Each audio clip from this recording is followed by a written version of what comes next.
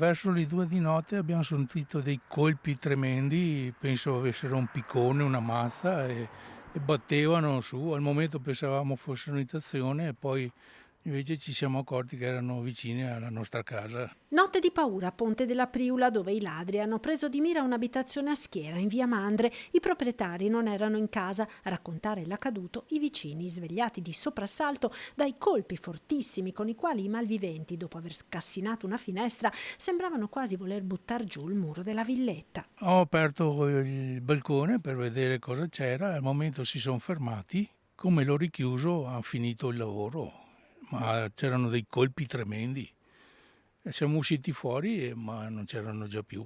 I colpi erano talmente forti da essere uditi anche dalla famiglia che abita dal lato opposto della strada, dove moglie e marito stavano dormendo. È stato lui a chiamare i carabinieri dopo essere uscito di corsa. Lui ha visto qualcuno scappare e la macchina l'avevano là praticamente, e abbiamo chiamato i carabinieri e tutto quanto, sono arrivati ma sono andati a vedere e era tutto un disastro, insomma, ecco. Però non hanno portato via, mi sembra, niente insomma di grave. Ho parlato con la signora ma niente insomma. E basta. C'era anche la signora qua che sembrava che gli buttassero giù il muro perché con i botti veramente per tirare fuori anche questa cassaforte. I ladri erano almeno in due, pare di giovane età, forse un terzo complice li attendeva all'esterno, in auto. Potrebbero essere gli stessi che hanno colpito qualche chilometro più avanti, anche in via Asilo a Santa Lucia di Piave. Quello che è certo è che lo spavento della notte non sarà facilmente dimenticato. Dopo le 2 non abbiam più dormito, anche perché tra la tensione e la paura, non abbiam più dormito.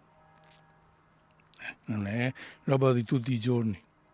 La paura c'era, anche perché al momento avevamo anche noi il balcone in spesa per il caldo e chissà mai che se son venuti dietro arrivavano anche dentro da noi. E dopo dalle 3 alle 4 c'è anche l'adrenalina e tutto quanto perché sapevamo, l'abbiamo visti e tutto. Fa paura, sì, fa paura, sì.